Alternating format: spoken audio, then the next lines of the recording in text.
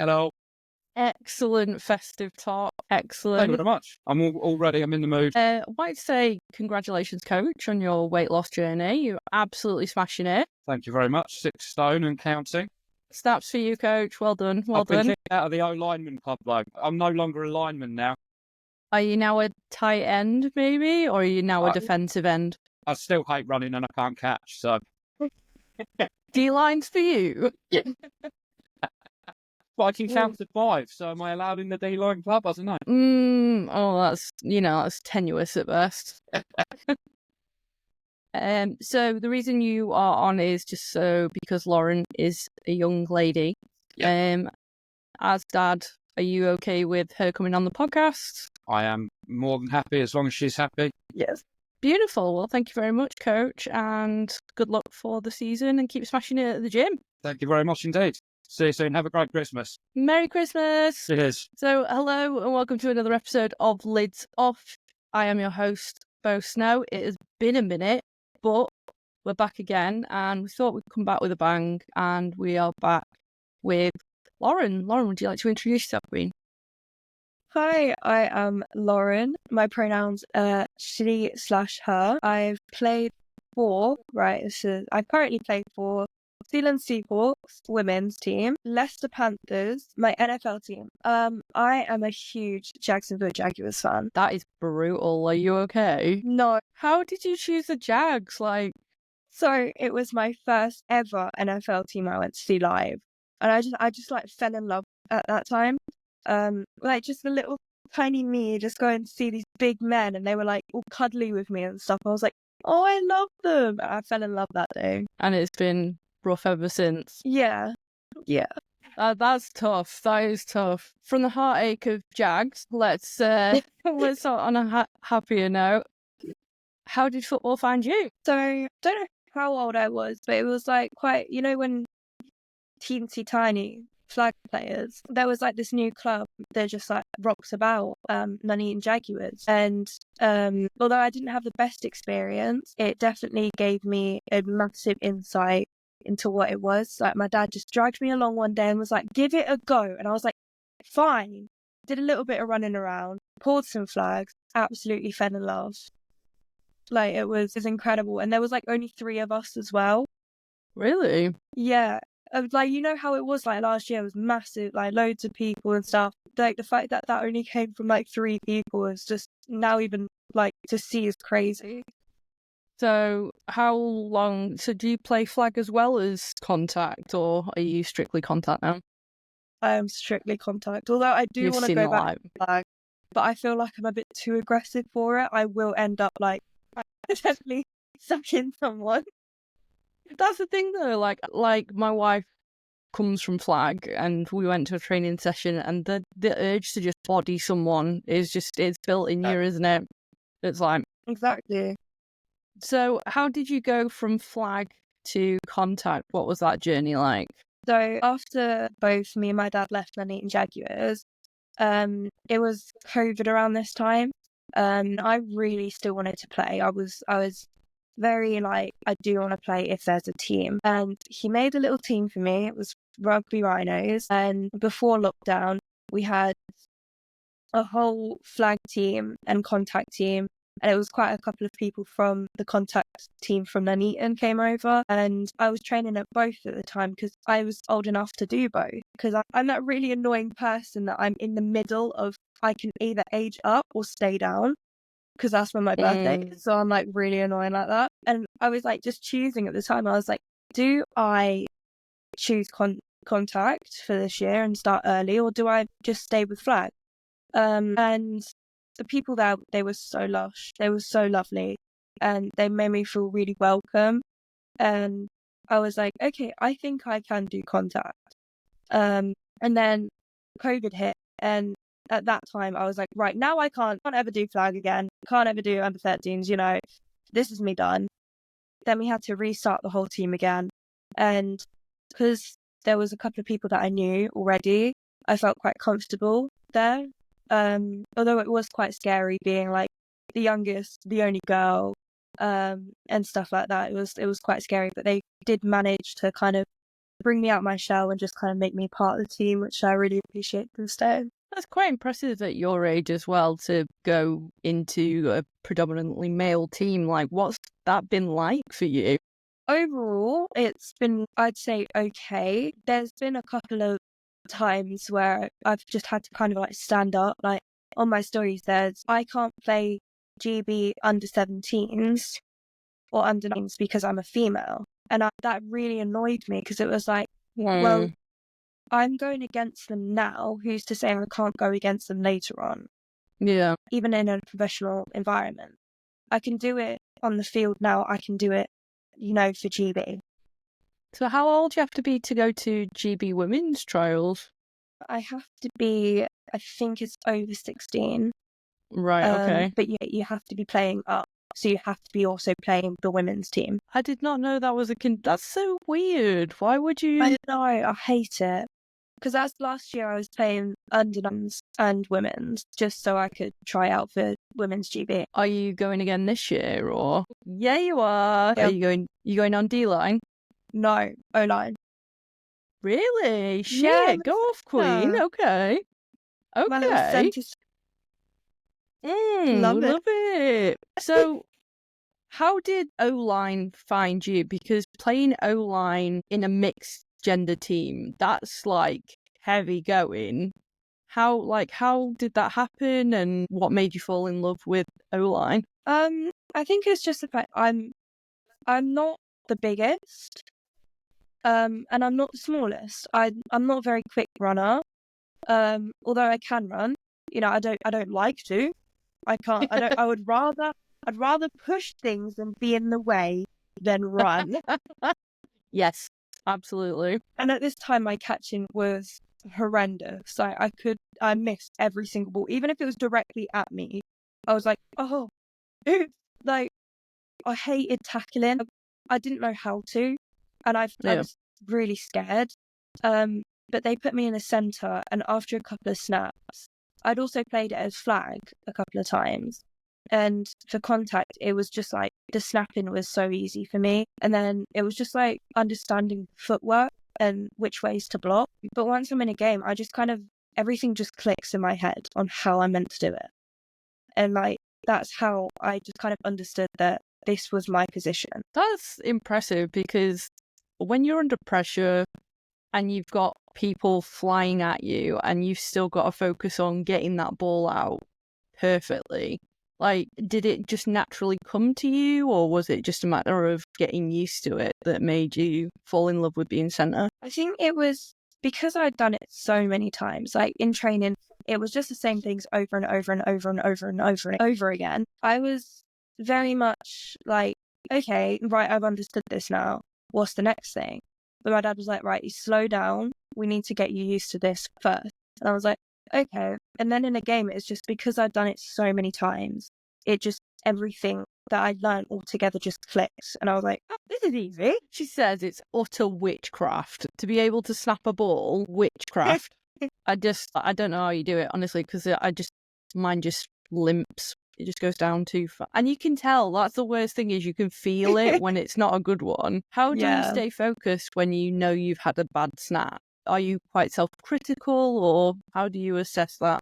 It does affect me a little bit because I am so used to not having a bad snap. So like I can have like an amazing streak of snaps, and it will really annoy me if I've like messed that up. Yeah. But I just kind of got to remember, like, out of 1,000 snaps, I'm obviously going to mess up either 2 or 3, and that's natural. My hand's not meant to go like this. Like I'm meant to mess up, and it's just keeping reminding myself on that. Like just trying to remember, look, it's okay to mess up. You're young, and you've not got the experience that other people have. So I need to just keep my head down and focus on it. That's really like wise for your age. Like, have you always been this like even-headed? God, no. Okay, so where's this come from then? Share the tips, please. So because I went through like a lot of mental health issues, I got a lot of counselling, and because I got like quite angry quite a lot, They just kind of gave me like little tips and just like, you got to focus in the now instead of about the past or the present. You got to focus on what you did wrong and how you can correct it now. And that's just like where everything, all of my like knowledge of it has just come together. And a lot of it, I wish, I'm going to hate myself for saying it, and he's going to gloat about it for days, but I wish I'd listened to my dad when I was younger about how to focus on my mind and how to focus on just forgetting about it. Really? Yeah, I hate saying it, but it is true. I'm not going to lie, like I think at your age to be able to apply what you're learning in therapy to games where you're at peak stress is really impressive. And I'm like, I've got so much respect for you to be able to do that, because the amount of young people that I've supported that are like, oh, therapy, and just don't apply it. Like, so it's like really impressive that you are applying it at something that you love and excel at. So well done to you, Queen. And thank you for sharing as well. Thank you. So what is it about football that you love the most? I think it's the aggression. Like, everything is so high tense, and everything is, you either hit them as hard as you can or you've not done your job, especially at centre. And it's like, I love that bit. I love the fact that I can have such a bad week and go to training or go to a game and just take out everything that's happened and just hit them as hard as I can. And I won't be, I won't be like, people won't be like, oh, you can't do that. I'm going to call the police now. I'm like, I can hit them and they'll be perfectly fine. And that's what makes me love the sport so much. Do you think you have taken, or football has taught you anything that you've applied to your non-sport side of your life? Probably like peace of mind that I'm going to be able to get this aggression out sooner or later. And it's just not worth, me having an argument with my boyfriend about it, or me being sassy to my dad because he's annoyed me. It's like, I can later on just build this all up and then take it out on something else instead of the people that I love the most. That's really like, you're very old-headed for your age, Lauren. I'm very impressed. Thank you. Shit, I wish I had my shit together at your age. Fuck me. So for this season coming, when do rookie days start for Leicester? No idea. I'll be 100% real. I just kind of like assume it's Saturdays and just go. I like that. I turn up whenever my dad needs me to, and that's it. Yeah. I really did enjoy the bowling social that you guys advertise, though. It's nice that you're kind of getting a team feel for it, though. 100%. I love those girls so much. Like, they're such like a nice group as well. Somebody who also plays for Sealand Seahawks and Leicester Panthers, Lydia, she helps me. I love Lydia so much. Oh, she's such a little cutie. She knows when I'm getting mad at training, kind of rugging me about, and is like, fight me back, fight me back, fight me back. I'm like, I don't want to fight you back. And she's like, fight me, trust me. And like, she gets out that aggression that, I'm kind of putting onto other people. And it's like, the fact that she can understand how I'm feeling without me telling her a thing, it's just, I know that she's been listening and she's like observing how I'm feeling. And it's just like, that has not happened before in a long time with a group of girls. And they are all girls. I will be real. You forget like a hairbrush, one of them's got them, and one of them's like, do you want me to brush your hair for you, darling? I'm like, yes, please. They're so sweet and so genuine. And like, having a social like that, it didn't bore. It wasn't a boring social. It was very high intense, and everybody was, having fun, smiling. And like, Macy and Emily, they had the ramps up, and I was like, oh, why would you have the ramps up? Later on, like the second game, I put the ramps up, and I was like, I understood why you had the ramps up. Excellent. It's just everybody, like, we can not make fun of each other, but have jokes with each other. Yeah. And it's not a bad thing. And everybody's just so sweet and kind to each other. And like, if one of us is getting annoyed, we will all just sit there and help that one person. That's amazing. Is the group kind of new to each other, or has it been slowly building? So a couple of the girls are quite new. So I wouldn't class myself as new because I've been there for like 3 years. Yeah. And neither is Macy, Eilish, or Emily. But Lydia, she's like, I think it was last year that she came into this sport, so she's quite new and she didn't really meet the old that's kind of moved on now. And same with like Ebony and Sin and them lot. It's like they've only seen this side of it, like how it is. So we haven't really been a long-term group as like, you know, Manchester Titans have been. Like there's quite a fresh start to some of the new girls. That's got to be exciting as well. There's that 100%. like rejuvenated training a bit. 100%. It's new. It's fresh. It's like you get to know these girls, and or women as such. They're not girls. They're women.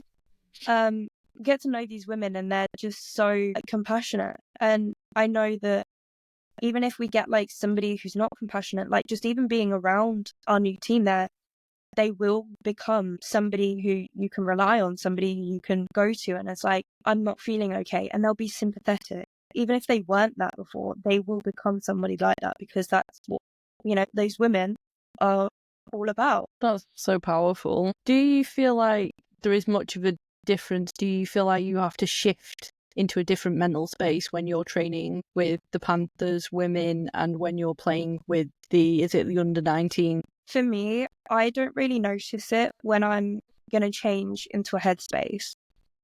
It's either that I'm in a bad headspace or I'm in game headspace. There's no good headspace, bad headspace. Like there's either those two, and it's quite worrying because if I'm playing for, you know, Zealand, and we're like when we were in Amsterdam, it was very much like I was in a good headspace. I was jumping with adrenaline. I was ready to hit somebody and floor them again, you know.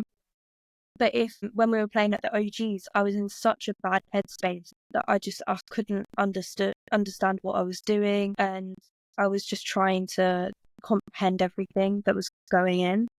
So it's either those two. There's no good or bad. There's no good or calm. There's just very much aggression, or bad headspace. Do you know kind of what triggered the bad headspace, or probably just heat as well? Heat and not understanding what I was doing, and nerves, because that was my first ever like game with Zealand, and I just kind of got in my own head like they're gonna kick me if I don't do good. I'm not gonna be, like, this is my time to prove myself, and when I get in my own head like that, I just kind of flunk. Yeah.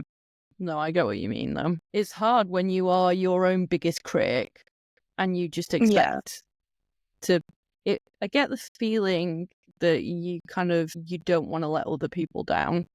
Oh, yeah.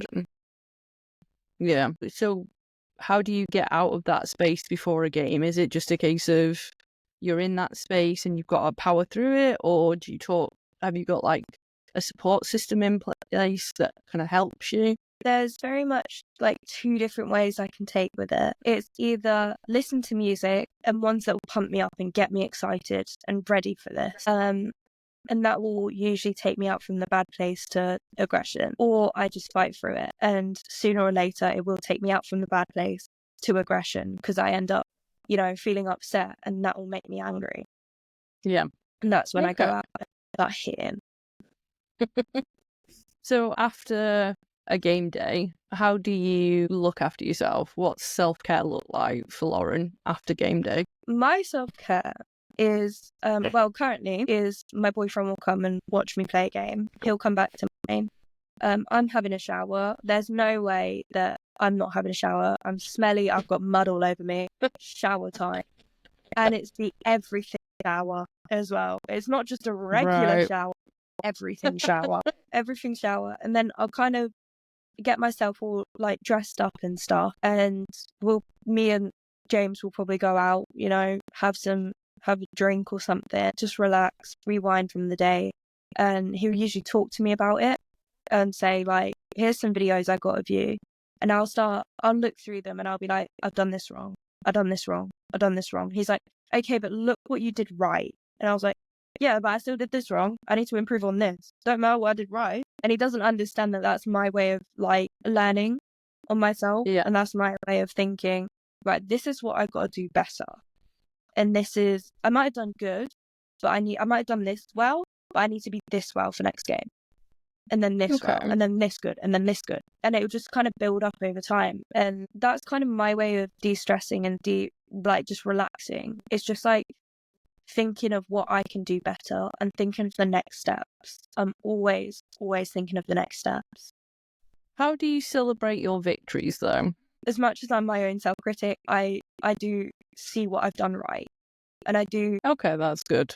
I do look on it and I'm like, okay, I've done this. And I'll keep that in mind, but I still need to do this. There's always something that I still need to improve on. And as much as everybody is like, oh, you need to celebrate your victories as well. Like, even if it's small, it's like, yeah, but if I always focus on my victories, I'm never going to improve upon myself at all. That is an elite mindset, Queen. That is elite. That is very impressive. Thank you. So looking back over your year of football, just gone, what would you say were your biggest victories? My biggest victories, I remember this year, definitely being given an opportunity to try out with GB. That was brilliant, and I loved the coaching and just the experience I got from that was incredible. I think, getting into Sealand, that was like one of my highlights. The amount of times I messaged Dean and was like, did I get in? Have you heard anything? Do you know? I kind of want to know, please. Like that, like the amount I was so excited for was just like so overwhelming. And then even like playing for them, like in Amsterdam, like I have a video of me actually jumping up and down while trying to speak because I was so full of adrenaline because I just like floored somebody. I just, I've just gone on. You played amazingly, by the way. Played amazingly. You did incredible. Thank you. And like just going over to Big Kev and just being like, like that's a massive victory for me. And there's obviously victories outside of football as well that like this year has like been brilliant too. And that I always celebrate. I always like to look back on them. But football wise, it's definitely been those two as like a massive highlight because it's just like, nice. At my age, it's like growing up and like thinking, I can do this. There's people that have done this. I can do this. And just being given those opportunities has just been incredible for me. So what are your goals, if you have any, for next year? What does 2025 have for Lauren? 2025 has, for football-wise, getting into GB. And nice. Getting more game time at Sealand. Nice. I loved playing when I was on the field, and everybody there, so nice. The line just like, which way am I meant to go? Like, I'm like, okay. And then blocking, it's like, they were so nice, and just understanding that that it's going to be hard for me to take time, but getting more game time for that is one of my most of my football goals. But obviously outside of football, there's finishing level 3 business year 1. Like that, get it, girl. Like that's going to be such like a massive achievement for me, and like getting a job and helping financially, sort out my own future as well as top of my guinea pigs. Always got to keep the guinea pigs ready. Get some outfits, improve upon my relationship with James. Make sure that is as healthy as it can be, and nourish it, and just kind of get that to a place where we both can feel like that we don't need to keep asking each other, "Are we okay?" Yeah. And that is what I want, like outside of football goals, to be this year. And that's not what it needs to be, it's what it will be. Yes, there we go. Affirmative words, Queen. You're so emotionally intelligent and so like dialed in. to your needs and your wants, and not only that, but the people around you as well. And it's an absolute joy to hear you speak about the people that are important to you. So I'm very impressed. So who would you say are your biggest influences when it comes to football? It's going to be a bit cliche, but I think one of my biggest role models, and once again, it pains me to say it, but it's my dad. He is such an inspiration to me, and he doesn't even know it. I don't like getting coached by him, and I think that is more because I don't want to let him down. If I'm doing something wrong, I don't want him to see me as a failure as such. I think I just want him to see all the good parts to it, because he's just been such a massive impact on the way I look at things and the way that, you know, I've played football. It's like he says to me, you go out there and do the best that you can. And if you can only give 50%, that's your 100. Those types of speeches have just kind of changed my life and things. And it's just, he is definitely one of my biggest role models in football. He's just, honestly, he's incredible, you know, coaching so many teams, playing for so many teams. And even now, like him losing weight and then going out and playing flag, even though it was hilarious to watch. Is he playing flag now? Oh no, he played one tournament. He played one tournament, and I think he was playing safety, which was my old flag position. And I think he understood at that time how hard it was to be a safety. Because the next day he was sore. But even at his age, you know, like going out with his medical conditions, just going out doing what he can, like it just gives me, it just like it kind of reminds me that I can do it because he can. And that just to me is just like, that's what a role model is. That's really sweet. That's made me feel all warm inside. Yeah, same. I'm quite close to tears. It happens every episode. We're good to go. We're good to go. But no, I think I really have so much respect. And like, obviously I don't know you. We've just said hi in passing at Sealand, but how supportive your dad is of you in sport, and how supportive your dad is of women's sport in general is just such a massive green flag. But to hear you like say, you know, that he is one of your role models is really, really sweet. And I don't think you should be embarrassed about it. And I know he'll probably say the same thing, but even on your worst day, there's no way you could ever disappoint him, ever. Because look at you. You are incredible. You are a force to be reckoned with, and you're going to be on GB. I will be. I will be. Yeah, you will be. Queen shit right there. So, question. If you could be on any NWFL team that wasn't the Panthers, who would it be and why? And you get two options. So you get one for the players or how you let them play, and then two for the kit. Because I always think the kit is a completely separate the thing. kit is definitely a massive part of it. I don't know, really. I can't really imagine myself on another team apart from the Panthers. That's cute. Maybe, definitely for the kit, Leeds Chargers. They take that. They take that. Okay. Black and purple. 100%. But it's not like the ugly purple type of vibe. It's the way it just kind of merges together. Nice. And it makes you look skinny as well. Like it just eats it away, and it's like, stop. Like, please, I would like that. Behave. I would love to have like a jersey that's just like, it just slims you down. Like Sealand, you know, when we played at the OGs, those jerseys, like, they just slim me down. It was like, because every other jersey that I've had has just like absolutely like made me look like a blob. But those jerseys just behave. There is nothing like, to you, Queen. It hit the curves. That's what I need. And that's what Leeds Chargers have got that in. They've got those jerseys and they have eaten with it. 4+4. That's what they did. There you go, Chargers. Your kit 8 and left no crumbs. 10/10. No crumbs. 10 out of 10. Good shit.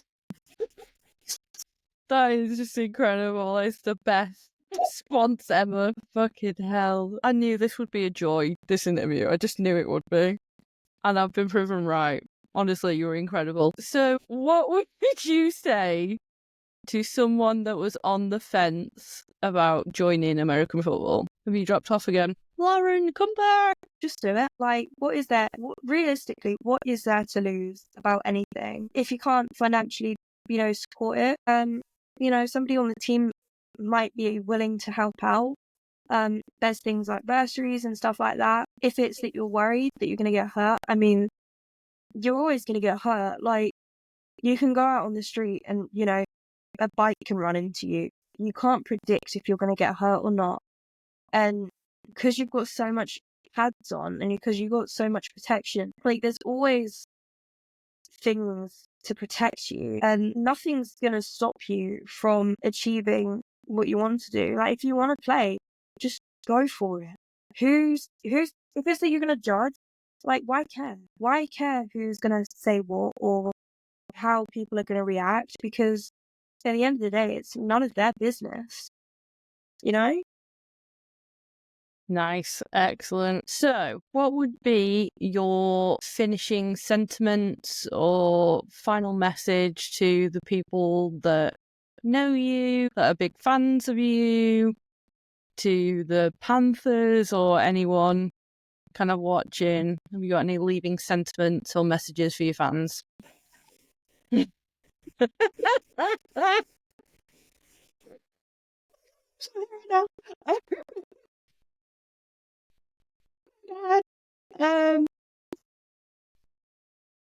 I'm grateful to all of them helping me, like, when I didn't think I could do it, like Coach Mikey or Coach Mike.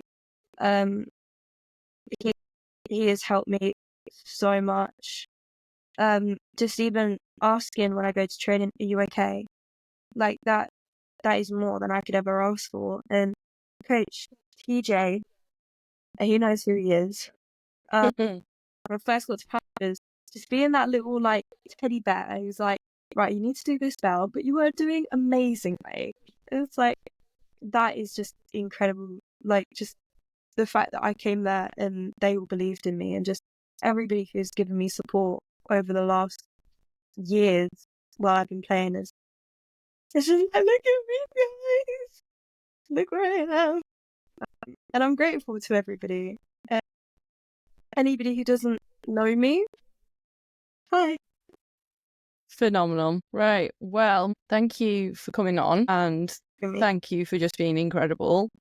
I am nothing but impressed with how old-headed you are and how you carry yourself. It seems like you've come a very long way. I'm very, very proud of you for that. Thank you. And I'm very excited to watch your career as you go from strength to strength and to get on GB as well. It's happening. It is happening. So, yeah, thank you very much. Thank you. So, I've been Bo Snow. I've been Lauren Barnsby. And this has been Lids Off. Bye!